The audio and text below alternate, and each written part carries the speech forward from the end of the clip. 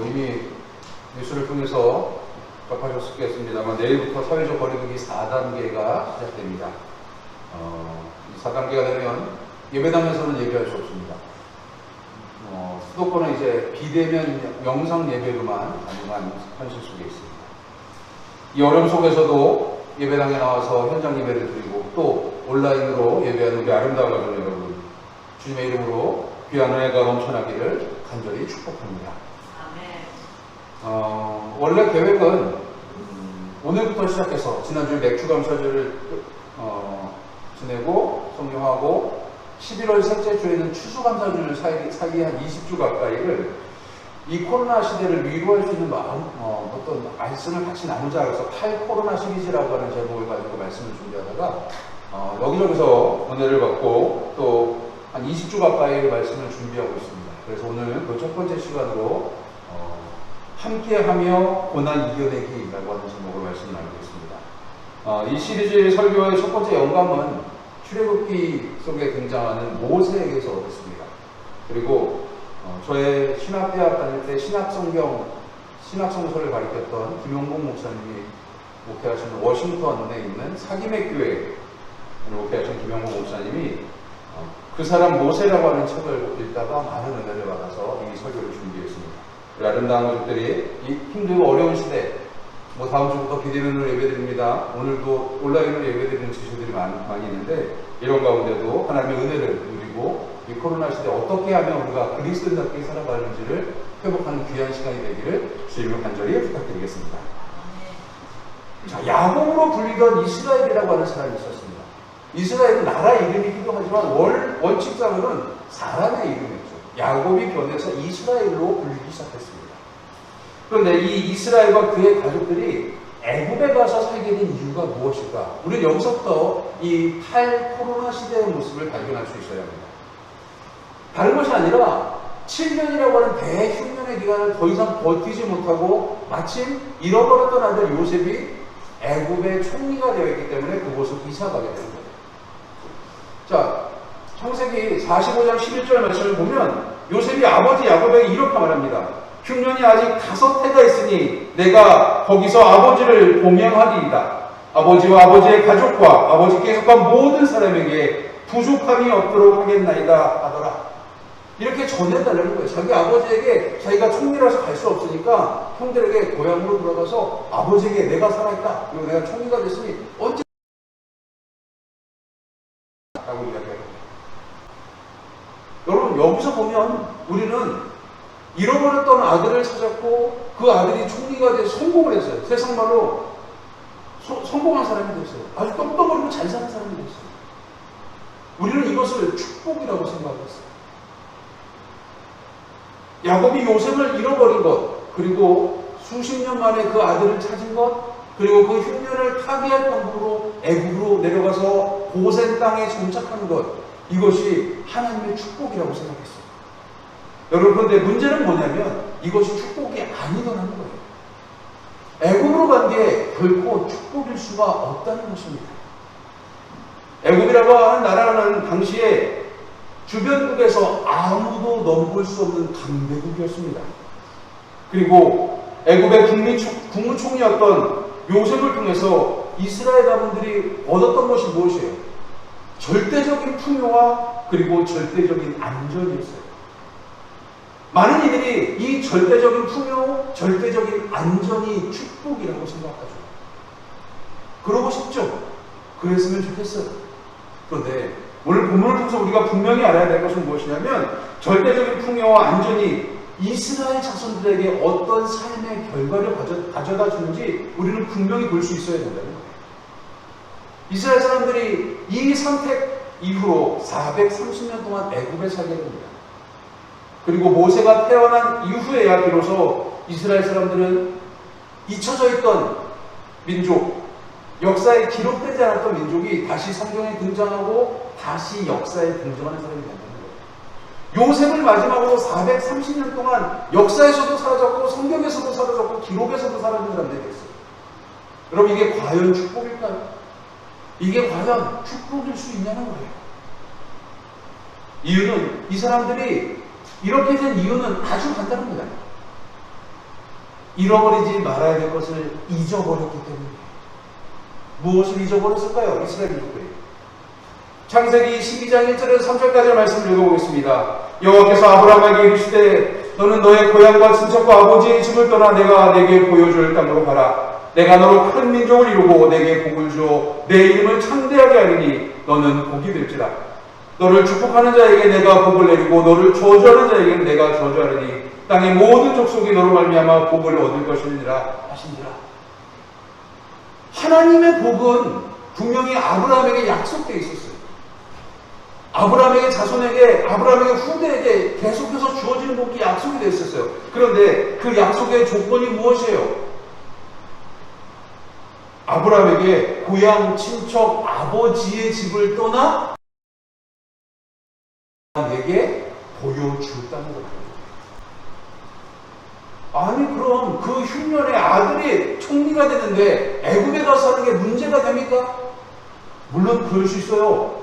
힘들고 어려운 재난의 시기에는 그럴 수 있어요. 하지만 이스라엘이라고 불리는 야곱은 흉년으로 보이는 재난을 피하기 위해 하나님이 보여준 땅을 완전히 떠나버렸어요. 절대적인 풍요와 절대적인 안전을 통해서 그 땅으로 돌아갈 생각을 하지 않습니다. 흉년이 끝났으면 돌아갔어야 됩니다. 흉년이 끝났으면 하나님이 약속한 그 땅으로 돌아갔어야 돼요. 다시 이게 무슨 얘기냐면 땅으로 돌아가는 건 지역적인 의미가 아니라 하나님의 약속을 회복했어야 된다는 거예요.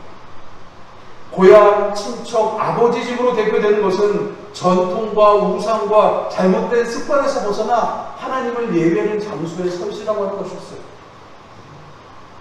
그런데 그들이 흉년이라는 핑계로 그 전통과 우상과 잘못된 습관의 길로 다시 돌아오는 거예요. 아버지의 집처럼 갈대아 우르처럼 우상을 만드는 바로를 섬기는 것이었어요. 절대적인 왕 그곳으로 들어갔어요. 왕을 신처럼 사람을 신처럼 섬기는 그곳으로 들어가서 그곳의 백성이 되어버렸다는 거예요. 그것이 제일 큰 문제가 되는 거예요. 애굽에서 430년 동안 이스라엘 사람들이 노예 생활을 시작합니다. 문제는 무엇이냐면요, 그 노예 생활이 이스라엘 백성으로 하여금 하나님으로부터 떠나게 만들었다는 거예요. 아니 레위인도 성경에 보니까 레위인도 등장하고 이스라엘 사람들이 하나님도 발견하고 하나님께 분명히 예배한 것 같은데 뭘 하나님을 떠났습니까? 그렇게 역질문하시는 분들이 계실 거예요. 물론 그들이 하나님을 기억했어요. 그리고 하나님이 주신 예배와 제사의 전통을 지키면서 살았을 거예요. 하지만 문제는 무엇이냐면요, 무늬만 예배자였다. 무늬만 하나님의 백성이었다는 거예요. 형식적인 예배자였습니다. 현실은 애굽이라고 하는 현실이 가져다주는 풍요와 안전 속에 젖어서 살기 시작했어요. 여러분, 저는 출애굽기 1장을 읽다가 지금 제 모습을 발견했습니다. 내가 드리는 예배가 얼마나 형식적인 예배인지를 되돌아봤어요. 내가 바라보는 하나님이 얼마나 형식적인 하나님을 내가 바라보고 그 형식적인 하나님께 나만을 위한 기도를 하고 살았는지를 되돌아봤습니다. 지금 우리의 삶이 그렇지 않습니까? 세상이 주는 풍요와 세상이 주는 안전에 취해서 하나님을 온전히 예배하지 못해요. 하나님과 함께하는 것을 잊어버린 채 나만 잘 살면 된다라고 하는 생각을 가지고 살아갔던 너무나 많아요. 지금 우리가 누리는 하나님 없는 풍요와 안전은 우리로 하여금 영적 위험에 빠뜨릴 수 있다는 것을 기억해야 합니다. 코로나 바이러스로 대표되는 이 시대의 모습을 한번 보자고요. 내일부터 7월 12일부터 오늘 밤 0시를 지나면서부터 수도권에 있는 모든 종교단체는 예배를 비대면으로밖에 할 수 없어요. 4단계가 시작되니까 어쩔 수 없는 거죠. 여러분, 오늘 어제부터 전화하시고 그저께 어제 전화하시고 오늘 교회 오자마자 우리 교회들 제일 먼저 하는 말이 다음 주부터 교회 오세요. 참 감사하게 우리 교회는 교회 오는 게 좋은가 봐요. 예배도 열심히 드리는 것 같지도 않은데 교회 오는 게 좋은 그 마음은 저는 너무 큰 감동을 받아요. 하나님 얼마나 기뻐하실까? 교회 못 오는 걸 안타까워하는 그 모습을 하나님 얼마나 안타까우실까라는 생각도 들어요. 여러분, 그러면 앞으로 뭐 2주가 됐으면 좋겠어요. 딱 2주에서 끝났으면 좋겠어요. 7월 25일까지 해가지고 딱 되는데 무조건 온라인으로 비대면으로밖에 예배할 수 없어요. 여러분, 그러면 앞으로 2주 동안 2번의 주일 예배, 다른 날 빼고 2번의 주일 예배만 가지고 얘기하세요. 2번의 주일 예배 어떻게 드릴 계획을 가지고 계십니까? 아침 10시 반쯤 일어나가지고 뜬 머리 그냥 물로 적셔가지고 이렇게 내리고 앉고, 그리고 온라인에 앞에 앉아서 눈곱은 겨우 끼고 앉아갖고, 그렇죠. 그렇게 예배. 어떤 분들은 상 거하게 펼쳐놓고 끝에 그냥 화면에, TV 화면에, 핸드폰 화면에 목사 등장하게 하고 밥 먹으면서 그냥 예배 드릴 수 있는 분입니다. 여러분, 이 코로나 바이러스로 대변되는 이 시대 속에 우리가 발견돼야 될 것은 뭐냐면 누구와 함께 하는지를 바랍니다. 세상의 풍요, 세상의 안전 물론 중요해요. 그런데 하나님과 함께하는 그리스도인들이 되어야 돼요. 예배 시간 전에 몸가짐을 바로 하고 예물을 준비하고 하나님께 예배하기 위한 기본 자세를 준비하고 철저하게 마음을 다해서 드릴 수 있는 예배를 드릴 수 있어요. 준비되지 못한 모습의 예배가 아니라 하나님과 함께하는 예배의 모습이 우리들에게 필요한 시대입니다. 벌써 우리는 1년 6개월이 넘도록 코로나 때문에 힘든 시대를 경험하고 있었어요. 이번에 교회 문이 닫히면 4번째 교회 문이 닫히고 있는 거예요. 이럴 때일수록 우리는 하나님 계신 곳을 향해서 매일 하루에 3번 창문을 열고 기도했던 다니엘을 기억할 필요가 있어요. 신앙에도 다니엘처럼 루틴이 필요한 시대를 살아가야 된다는 거예요. 루틴이 뭐예요? 우리가 흔히 말하는 루틴들은요, 요즘에 가장 많이 등장하는 용어는 뭐냐면 야구 선수들, 축구 선수들, 이런 운동 선수들에게 등장합니다. 시합에 나가기 전에, 경기에 임하기 전에 무엇을 하느냐, 그걸 열심히 준비하는 거예요. 몸을 풀 때도 왼팔부터 풀면서 팔, 다리 순서로 가지고 풀어서 자기 몸을 최상의 컨디션으로 시합에 나가는 것, 그것을 루틴이라고 얘기합니다. 예배도 마찬가지예요. 죽음의 위기 앞에서도 하루에 3번 하나님을 향해서 창문을 열어놓고 기도했던 다니엘의 루틴이, 그 신앙의 루틴이 오늘 우리들에게 중요한 거예요. 회복, 우리들에게 가장 필요한 모습이 되어야 된다는 거예요. 신앙의 루틴을 가지고 하나님을 바라보고 하나님과 함께하는 그리스도인이 되어야 된다는 거예요. 제가 어제 교본부에 갔다가 살까말까 고민하던 책을 보여줬는데, 책의 내용은 탄력 회복성에 대한 이야기예요. 우리의 마음에도 근력이 필요하다. 그 책의 내용은 제가 한 30-40장 읽다가 왔는데, 그 책의 내용은 그거예요. 우리의 마음에도 근력이 필요하대요. 근육이 회복되는 것처럼, 근육이, 몸이 다치면 자연스럽게 회복을 하잖아요. 제가 새끼손가락에 다쳐가지고 여기 지금 인대가 늘어나서 테이핑을 하고 다니는데, 정형외과 갔더니 그 의사가 그러더라고요. 아무 필요 없어요. 워낙에 튼튼한 것 같으니까 테이핑 막 잘하고 쓰지만 않으면 지가 알아서 회복해요. 회복을 시킨대요. 그래서 근력이 필요하고 그 근력을 갖고 있는 게 중요하다는 거예요.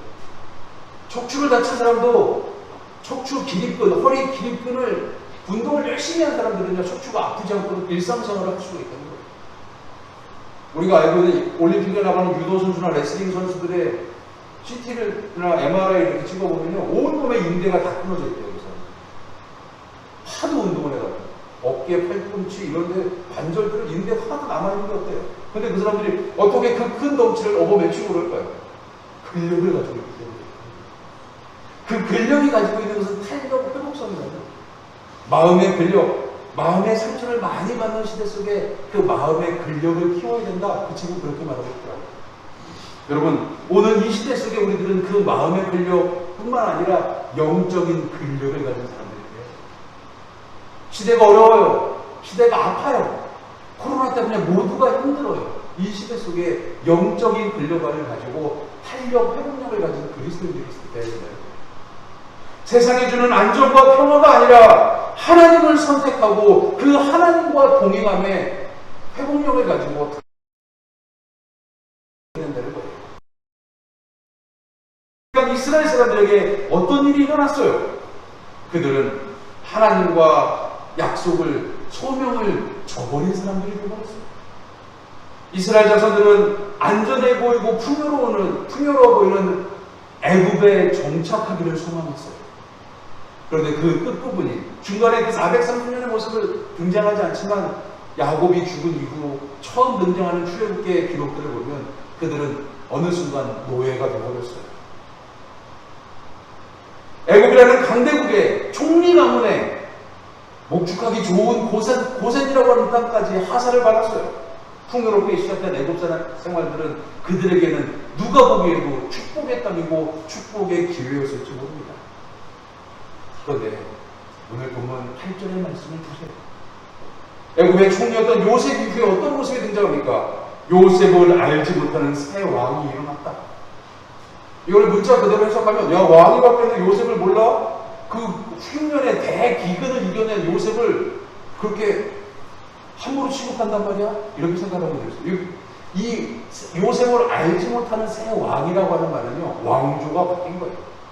이집트 전통 왕조에서 다른 왕조로, 중간에 이집트 역사에 보면 다른 왕조가 이집트를 집권하는 시간이 등장합니다.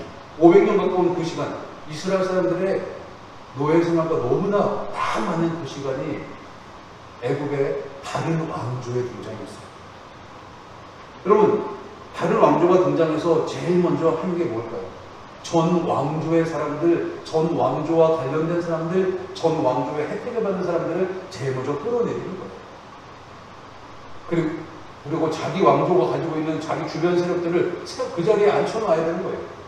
여러분, 그러다 보니까 이 가장 타겟이 되는 게 이 이스라엘 사람들이었을 거예요. 안 봐도 뻔해요. 왜? 이방인이었잖아요. 그리고 자기들끼리만 결혼하잖아요. 자기들끼리만 끌고 와서 노예로 만들어요. 자연스럽게 끌고 와서 고센 땅이 아니라 그들이 살고 있는 땅으로 끌고 들어와서 노예를 만들어버립니다. 대중리는 이겨낸 대단한 총리의 가문이 아니라 나라에서 인정하지 않는, 미워하는 분리된 이민족, 섞이지 못하는 다른 나라 사람들에 대해서 그곳에서 노예 생활을 시작하게 됩니다. 이 과정을 보면서 우리는 분명히 느끼는 것이 있어야 합니다. 편안하고 풍요로워 보였던 그 축복이라고 하는 그 시간이 결코 그들에게는 평안과 축복이 아니더라는 거예요. 하나님의 부르심과 소명을 떠나 사는 사람들에게는, 하나님과 함께 살아가지 못하는 사람들에게는 그 현실이 하루하루가 고될 수밖에 없다는 거예요. 코로나로 힘든 시기, 수많은 이들이 그렇게 얘기하죠. 축적이가 나눠줄 것이다. 아니요. 아이고가 축적이라 하나님이 나눌 거예요. 우리가 나눌 거 아니에요. 우리가 기억해야 될 것은 무엇이냐면, 이 시대에 하나님이 아브라함에게 후손에게 약속하셨던 그 소명을 주신 것처럼 우리도 이 시대에 하나님의 약속이 어디 있는지를 발견하고 살아갈 필요가 있는 거예요. 요한복음 13장 34절 말씀 볼게요. 새 계명을 너희에게 주노니 서로 사랑하라. 내가 너희를 사랑한 것 같이 너희도 서로 사랑하라. 하나님, 예수님이 우리에게 주신 새로운 계명이 바로 이거였어요. 너 혼자만 사랑하라. 너 혼자만 이웃을 사랑하라 아니에요. 서로 사랑하라는 거예요. 여기서 우리가 정확히 알아야 될 것은 나만 이웃을 사랑할 수 있으면 된다가 아니라는 거예요. 서로 사랑할 수 있어야 돼요. 오늘 우리에게 오셔서 죄로 죽을 수밖에 없는 우리를 구원하신 그 예수님은요, 우리가 이웃들과 서로 사랑하라고 말씀하십니다. 우리는 이 하나님의 약속을, 이 그리스도 되신 예수의 약속을 믿고 불편하더라도 세상 속에서 이 약속을 지키는 그리스도인들이 되어야 돼요. 코로나 바이러스 때문에, 사회적 거리두기 때문에 서로 사랑하는 게 힘들지도 몰라요. 아니요. 오히려 지금이 이웃을 사랑하는 더 귀한 시간이 될 수 있어요. 지금이 하나님이 더 필요한 사람들이 많은 시대라는 것을 우리가 깨달아야 하는 거예요. 기도에는 능력이 있어요. 기도에는 우리가 알지 못하는 힘이 있습니다. 제가 두어 달 전에 말씀드렸던 것 같은데, 저는 고등학교 때부터 아주 친한 친구가 있습니다. 재수학원에 재수학원 같이 다니고, 군 입대도 같은 날이었어요. 알고 보면 우리가 의도하지 않은데 그렇게 계속 하면서, 끊으려야 끊을 수 없는 인연 같은 모습을 계속 지내왔는데, 그래서, 하고, 그러면서 그 식당도 자주 가고, 그러다 그 친구가 중국으로 사업을 하러 가게 됐어요. 그 강남에 레스토랑 할 때부터 제가 그 친구를 다시 만나면서 그 친구에게 그 친구가 중학교 때까지는 교회를 다녔거든요. 근데 고등학교 1, 2학년 되면서 갑자기 교회를 안 다니기 시작했어요. 제가 그 옛날에 그 친구네 집에 교회 다녔다는 걸 생각나서 그 친구가 헤어질 때마다 제가 널 위해서 기도할게. 그래, 목사니까 기도해주라. 문자를 받고 카톡을 주고받으면서 내가 널 위해서 기도할게 라고 하는 문자를 주고받았습니다. 그 친구가 중국에 가서 사업을 하다가 어느 날 갑자기 교회에 가야겠다는 생각이 들어요. 왜 그랬는지 모르겠지만 교회에 가야겠다는 생각이 들어서 그 교회에 가고 또 그 교회에서 너무나 좋은 사람들을 만나서 우리로 보면 속회 모임, 셀 모임을 이렇게 하게 되는데 거기서 너무 행복하다는 거예요. 너무 즐겁다는 거예요. 그런데 자기가 어느 순간에 기도에 대한 이야기를 거기서 나누고 있는데 자기는 기도에 대해서 모르잖아요. 한 30년 가까이 교회를 떠나 있으니까 기도에 대해서 잘 모르잖아요. 나는 기도는 잘 모르지만 내 친구 중에 하나가 목사가 있는데 그 친구가 매일 나랑 헤어질 때마다 또 내가 무슨 일이 있어서 전화할 때마다 문자에다가 또 만나서 헤어질 때마다 내가 널 위해서 기도할게 그런 말을 해줬더라. 그 얘기했다는 거예요. 근데 그 셀 리더가 그 친구의 그 기도가 당신을 지금 이 자리에 세워놨습니다. 라고 얘기했어요.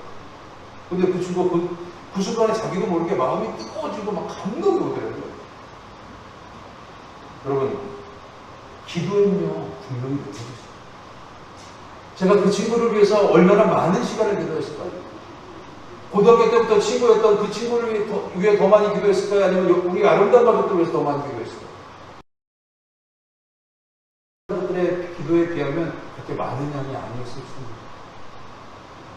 그런데 중요한 것은 우리가 간절함을 가지고 이웃을 위해 기도하고 서로 사랑하기 위해서 선택하는 그 기도를 할 때 하나님 그 기도에 반드시 응답하신다는 거예요. 그리고 지금 이 시대 모두가 가지고 있는 아픔과 어려움의 시대 속에 작은 신음 같은 그 기도에도 하나님은 귀 기울인다는 사실을 기억하시기를 소망합니다. 이스라엘 백성들은 풍요와 안전을 선택해서 애굽 땅으로 향합니다. 애굽에서 살아갑니다. 하지만 하나님의 역사는 그 가운데도 쉬지 않았을 거예요. 결국 하나님이 그들을 끌어내시는데 어떻게 끌어내세요? 어디로 보내세요? 아브라함에게 허락했던 약속의 땅, 내가 너에게 보여줄 땅, 아버지와 본토와 친척집을 떠나서 가야 했던 그 땅으로 다시 돌이키시는 거예요. 그런데 이스라엘이 깨닫지 못하니까 하나님이 어떻게 그 땅을 위해 선택하시냐면 모세가 태어나게 하십니다. 여러분, 모세라고 하는 이름의 뜻이 뭐예요? 물에서 건져낸 아이예요. 건져내다라고 하는 뜻을 가지고 있어요. 이것은 단지 모세가 나일강에서 건져져서 바로의 공주의 아들로 자라게 한 것이 아니라 이스라엘 백성들을 애굽에서 건져서 가나안 땅으로 옮기겠다는 하나님의 의지와 뜻이 포함되어 있습니다. 여러분, 하나님의 백성을 하나님께서 사랑하시겠다, 구원하시겠다, 건져내시겠다라고 하는 그 약속 속에 우리는 어떤 만남들을 해야 될까? 무엇을 가지고 무엇과 함께 살아갈 수 있어야 될까? 히브리서 13장 5절의 말씀 볼게요. 돈을 사랑하지 말고 있는 바로 족한 줄로 알라. 그가 친히 말씀하시기를 내가 결코 너희를 버리지 아니하고 너희를 떠나지 아니하리라 라고 말씀하십니다. 돈이 가져다주는 지금 당장의 평안과 안전을 바라보기보다는 하나님의 약속을 붙들고 살라는 거예요. 내 너를 버리지도 않고 떠나지도 않겠다고 하는 그 약속을 믿고 살아가는 거예요. 지금 불편하더라고요. 지금 돈이 없어서 좀 불편하고 지금 내가 가진 것에 만족하지 못하지만 그래도 만족하라고 하셨으니까 만족하겠다는 불편을 가지고 있더라도 그리고 그 하나님의 약속하심이 함께하심이 우리에게 어떤 평안을 가져다 주는지를 우리는 발견할 수 있어야 합니다. 모세라고 하는 사람의 시작이 오늘 본문에 이 8 코로나 시리즈를 시작하는 모습에서 우리들 주변 사람들에게 우리들이 가지고 있는 마음을 좀 전했으면 좋겠어요. 근데 세상은 뭐라 그래요? 부자가 되면 더 많은 것을 가져다 줄 거야. 부자가 되면 더 평안을 가져다 줄 거야. 부자가 되면 더 많은 안전을 가져다 줄 거야.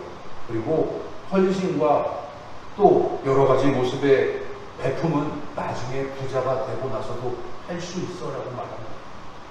물론 그럴 수 있어요. 하지만 나중에 베풀 수 있는 유명한 건물주보다 무명하더라도 지금 내 옆에 있는 사람을 진심으로 사랑하고 이웃으로 삼고 하나님 말씀을 기억하는 그리스도인, 지금 하나님과 함께하는 그리스도인들에게는 놀라운 평안이 주어질 줄 믿습니다.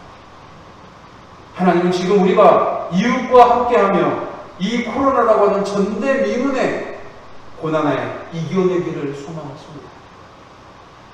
이런 시대에 우리가 그리스도인으로 부름받았어요. 하나님 왜 나 같은 사람을 이 시대에 그리스도인으로 부르셨을까?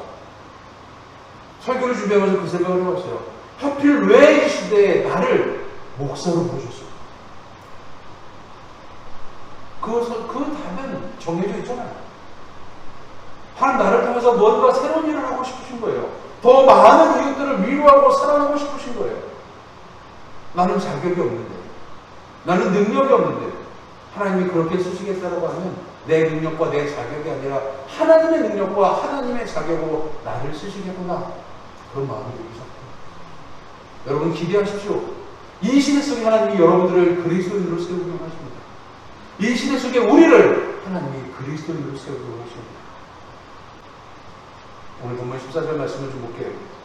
어려운 노동으로 그들의 생활이 괴롭게 하니 곧 흙 이기기와 벽돌 굽기와 농사의 여러 가지 일이라 그 시키는 일이 모두 엄하였더라.